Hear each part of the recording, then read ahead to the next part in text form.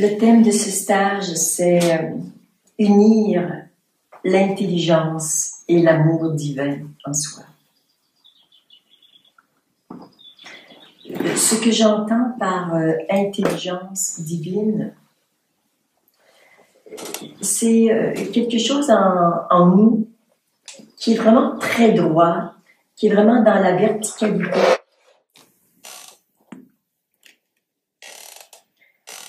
Et cette intelligence qui est nommée autrement l'intelligence de la vie, qui s'exprime dans une perfection de tous les instants. Ce que nous avons besoin de peut-être d'apprendre, ou notre chemin d'évolution, c'est de voir cette perfection en tout temps. Alors que le mental conditionné nous dit « oui, mais ça, c'est pas bien, ça devrait être autrement », eh bien, si c'est que c'est parfait. Et notre apprentissage, vraiment sur un chemin d'humilité et de lâcher prise, consiste à lâcher notre petite volonté personnelle qui voudrait tout le temps moi je crois que ça devrait se passer de cette façon ou de cette façon. On a bien droit d'avoir ses idées, voire ses intentions. Mais quand elles ne sont pas collées à la réalité, ça nous complique la vie. Je me rappelle un jour, il y a quelques années, peut-être 4 ou 5, avoir vu une vidéo, un scientifique qui expliquait ce qu'était que le champ quantique ou quelque chose de quantique. Bon, on parle des soins quantiques. Il disait, dans la vision de Newton, si je suis un archer, et que je veux lancer ma flèche sur une cible, tu vois, je la lance idéalement au milieu pour vraiment frapper juste. Et puis, si tu frappes un peu plus loin, tu as moins de points. Et puis, si tu es à l'extérieur, t'es nul. Tu recommences. Tu t'entraînes et tu t'entraînes. Bon, ça, c'est la vision de Newton. La vision du chemin quantique qui a plus été élaboré par Einstein, c'est tu fais de ton mieux pour lancer au centre. Et si c'est pas vraiment au centre, tu cours, tu prends le tableau avec les cibles et tu fais en sorte que ça tombe pile dedans. C'est un bon truc, hein? Ça s'appelle accepter. Ça s'appelle accepter. Ah, je voulais ça ou je pouvais ça, mais c'est pas dans l'ordre divin. L'ordre divin, c'est pile poil, tout le temps. Alors, si dans ma petite humanité, j'ai pas réussi à le faire, je prends la cible, je mets, et là, je dis pile, c'est exactement ça que je voulais finalement, mais je ne le savais pas. Alors, tout ça, c'est un processus d'intégration de l'intelligence divine qui nous permet de comprendre, qui nous met sur le chemin de l'intégration, que tout est toujours parfait. C'est pas nous avec nos petites intentions qui sommes parfaits, c'est ce qui a priorité en termes de c'est la perfection de la vie, c'est ce qui est. Ce que je disais qui me fascine toujours, c'est de voir cette perfection de la vie dans les enchaînements.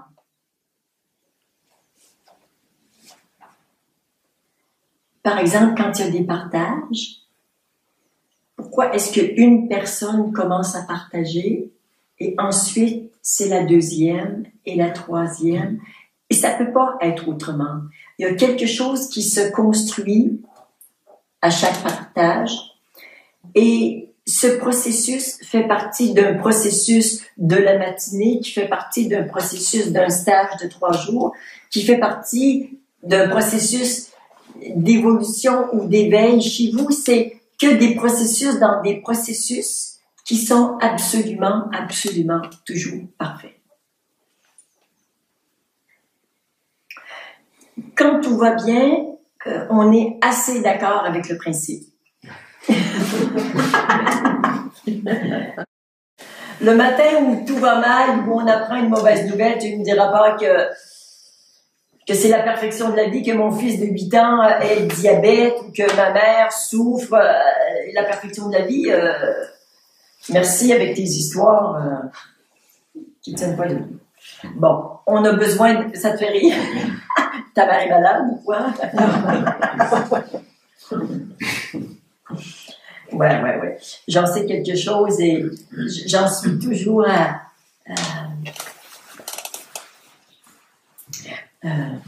intégrer cette perfection. Ce que j'ai appris dans ce processus d'intégration, c'est ô combien j'avais besoin d'être bienveillante et indulgente envers moi, qui sait tout ça, qui le vit, qui l'enseigne, mais c'est loin d'être parfait. Mais j'y travaille, je me soigne. C'est toujours de plus en plus évident et il y a de moins en moins de résistance, mais en fonction de son tempérament. Moi, j'ai un tempérament de feu, donc quand il y a un truc qui me convient pas, il y a une réaction, je dirais, qui est normale, en tout cas, que je laisse passer et après, ça se détend. Mais, voilà, il y a cette réaction et ça fait partie de la façon dont se vit cette forme de fluidité. Donc, beaucoup d'indulgence sur ce chemin de l'intégration, de la perfection, dans tous les processus, dans tous les choix, même les mauvais choix qu'on fait, dans toutes les épreuves qu'on traverse, tu vois. Cette pertinence d'un être absolument grandiose qui s'exprime à chaque instant, tout le temps, et qui fait en sorte que nous sommes juste en train de réaliser notre destinée. Et tous les choix qu'on a faits sont des petits pas sur l'édifice qu'est notre vie, qui n'a, d'un point de vue, pas vraiment de consistance, et en même temps, quand on regarde notre nature humaine, qui en a beaucoup. Donc, il y a toujours ce mariage de... J'ai écrit un livre qui s'appelle « Chemin d'éveil », et ce que j'ai dit bien clairement dans l'introduction, c'est qu'il n'y a pas de chemin. Mais il y a quand même un chemin. Mais il n'y a pas de chemin. Ça veut dire quoi? Ça veut dire que les deux réalités cohabitent. En tant qu'être, quand je suis dans l'absolu, c'est ce qu'on appelle la voie directe, il n'y a pas de chemin. J'y suis, c'est là tout le temps. Que je regarde ou que je regarde pas, il n'y a pas de chemin, je regarde, c'est là tout le temps. Bon, pour certains, il y a des petits trucs à enlever pour y être, mais quand on enlève ça, c'est là tout le temps. Mais cette aventure du vivant, cette aventure particulièrement spirituelle, c'est celle de l'absolu et du relatif. Parce qu'on a le mariage divin, on voit ce qui descend du ciel et l'humain, tu vois, qui rencontre le divin pour déployer ce qu'il est vraiment. Donc, c'est pas l'absolu et le relatif ne sont pas opposés, mais ce que nous pouvons vivre dans ce processus spirituel, dans ce chemin, sur ce chemin spirituel, c'est non pas de les marier, parce qu'ils le sont, ils ne peuvent pas faire autrement, mais c'est d'enlever tout ce qui nous fait croire qu'ils sont pas mariés et que c'est l'un ou l'autre. Alors, dans la vie, des gens qui sont beaucoup dans le matériel, il y a le matériel, et puis il y a les autres qui ont un chemin spirituel, Dieu, la conscience, mais toi, tout ça, c'est loin, loin. Il y a le matériel et le pseudo-bonheur, ben c'est une femme, 2 enfants, une maison, un chien, des vacances, un mois par... Tu vois, c'est ça. Et là, paf, j'ai réussi ma vie. Alors, ces gens-là, ils sont parfaits dans ce qu'ils sont. Eux, ils sont venus vivre ça d'une manière, leur vie d'une manière plus matérielle. Et puis, il y a les autres, comme vous et moi, qui avons toujours été appelés par la spiritualité, par la conscience, et ça ne nous lâche pas. On a beau vouloir dire c'est terminé, j'en ai assez fait, tu veux bien prendre une pause de quelques jours si tu veux, mais ça va pas te lâcher. Et notre chemin, c'est vraiment de vivre le mariage de l'un et de l'autre.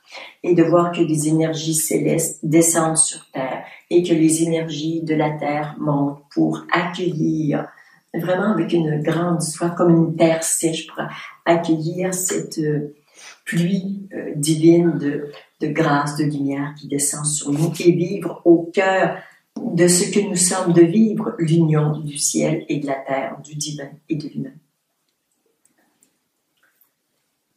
Donc, juste se redresser, voir de plus en plus souvent cette perfection, l'intégrer et enlever ce qui nous empêche de voir que tout ce qu'on vit est parfait. Et avec cette intelligence de la vie, il y a l'amour qui est plus comme une ouverture, un accueil inconditionnel de ce qui est et qui nous fait dire oui, oui à ce qui est. Et là, j'ouvre mon cœur pour vraiment accueillir et accueillir. C'est pas la même vibration, c'est tout à fait autre chose, tu vois, ça c'est beaucoup plus yin et les deux se rencontrent ici à l'espace du cœur. Et quand notre attention se porte au niveau du cœur, les choix que nous faisons sont plus en lien avec cette perfection et cette ouverture. Mais parfois, on ne peut pas. Et c'est parfait comme ça. C'est parce que simplement, nous sommes sur un chemin pour incarner davantage cette perfection.